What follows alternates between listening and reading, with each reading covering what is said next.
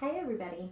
I hope that you all saw my message on Class Dojo that I started up our Google Classroom. I know I've got about 8 kids who've already joined, and I'm hoping that I can get the rest of you joining in pretty soon. I did set up a classroom Zoom, which is like a video, like FaceTime conference call that we can have all of us meeting face to face. I have that set up for tomorrow night at 5. So if you check your school email, that at hpsstudents.net email account, you'll be able to see the link to that. And so tomorrow night about 5 o'clock, you can log in a few minutes before, but at about 5 o'clock we will meet as a class and get to kind of see each other and chat and have a little bit of face-to-face time, which I know I've been missing, so I'm assuming quite a few of you have been missing as well. But I hope that you guys have all seen that, because I will start communicating a lot more through Google Classroom and a little less through Classroom Dojo, just so that way we as a district are all on the same page. I am going to come to you with our very last chapter on Number the Stars today. I know that many of you have been anxiously waiting for it. I still will meet with you again via video tomorrow and Friday. Tomorrow we will read through the author's note at the end, where it goes through and Lois Lowry tells us what things in the book were fiction and which things were factual. And then on Friday I will go through my book box with you and talk to you about the different artifacts that I would put in from Number the Stars, and we'll see if any of them would be the same types of artifacts you guys would have chosen. So I'm going to go ahead and jump into our chapter for today. It is chapter 17. It's called All This Long Time. The war would end. Uncle Henrik had said that, and it was true. The war ended almost 2 long years later. Anne-Marie was 12. Church bells rang all over Copenhagen early that May evening. The Danish flag was raised everywhere. People stood in the streets and wept as they sang the national anthem of Denmark. Anne-Marie stood on the balcony of the apartment with her parents and sister and watched. Up and down the street and across to the other side, she could see flags and banners in almost every window. She knew many of those apartments were empty. For nearly 2 years now, neighbors had tended the plants and dusted the furniture and polished the candlesticks for the Jews who had fled. Her mother had done so for the Rosens. So it's been 2 years now since Ellen and her family left. It is what friends do, Mama had said. Now neighbors had entered each unoccupied waiting apartment, opened a window, and hung a symbol of freedom there. This evening, Mrs. Johansson's face was wet with tears. Kirsty, waving a small flag, sang. Her blue eyes were bright. Even Kirsty was growing up. No longer was she a light-hearted chatterbox of a child. Now she was taller, more serious, and very thin.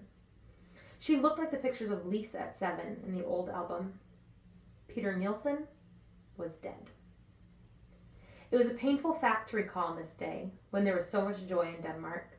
But Anne-Marie forced herself to think of her red-headed almost brother, and how devastating the day was when they received the news that Peter had been captured and executed by the Germans in the public square of Rivagen in Copenhagen.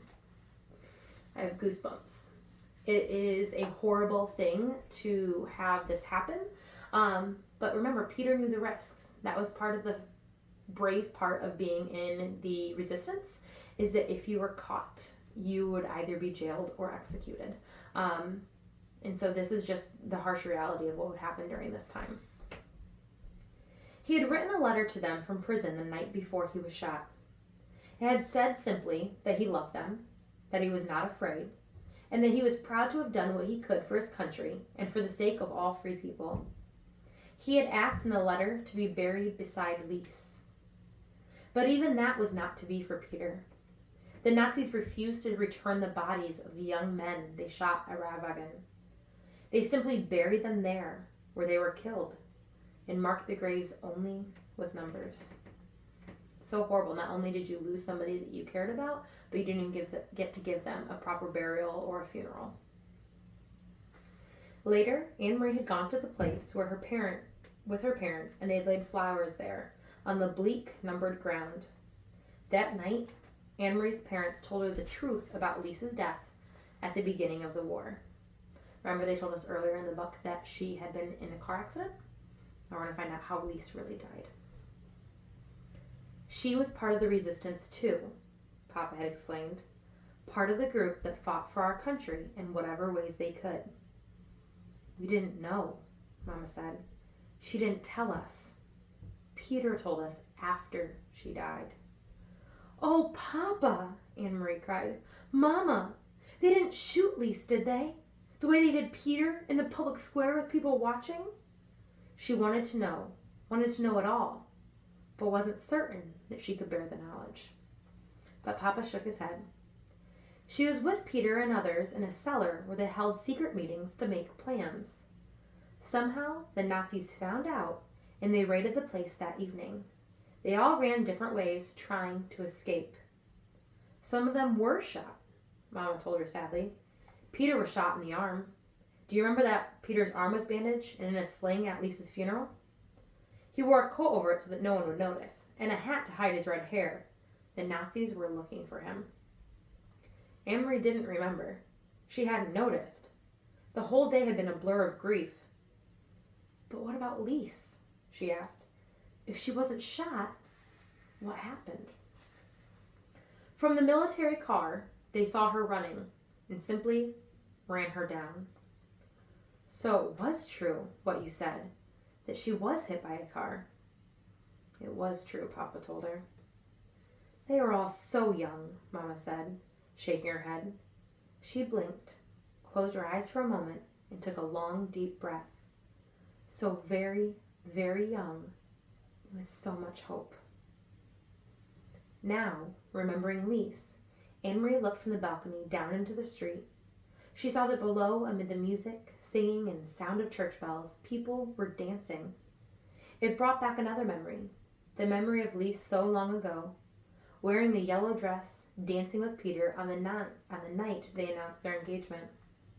She turned and went to her bedroom, where the blue trunk still stood in the corner, as it had all these years. Opening it, Anne-Marie saw that the yellow dress had begun to fade. It was discolored at the edges, where it had lain so long in folds. Carefully, she spread open the skirt of the dress and found the place where Ellen's necklace lay hidden in the pocket. The little Star of David still gleamed gold. "Papa," she said, returning to the balcony where her father was standing with the others, watching the rejoicing crowd. She opened her hand and showed him the necklace.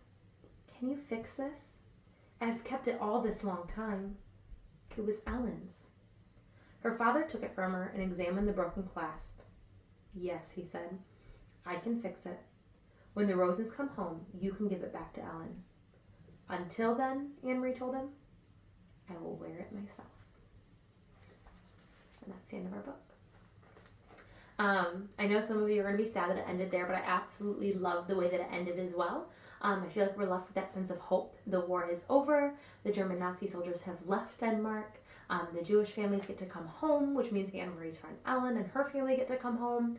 And we get to kind of just enjoy life, hopefully a little bit like it was before, and hopefully even a little bit better.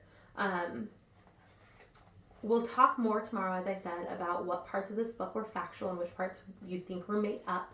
So I want you guys to kind of think about that tonight, and try to think what things in this story, and I know I told you already that the handkerchief was real, and we'll learn a little bit more about that tomorrow, but I want you to think, what other parts of this book do you think really stood out as factual information, actual history, and what parts do you think Lois Lowry more made up for the enjoyment of her readers? So I want you to kind of think about that tonight, and then we'll come back tomorrow and we'll talk about it. Tomorrow night on our Zoom, we can also talk about what you think about this book, and we can kind of have a little class discussion if any of you want to talk about that. But I hope that I get to see all of your wonderful faces tomorrow night on Zoom, and I'm hoping that you guys are all getting ready to create your Google Classroom accounts. See you soon, guys. Bye.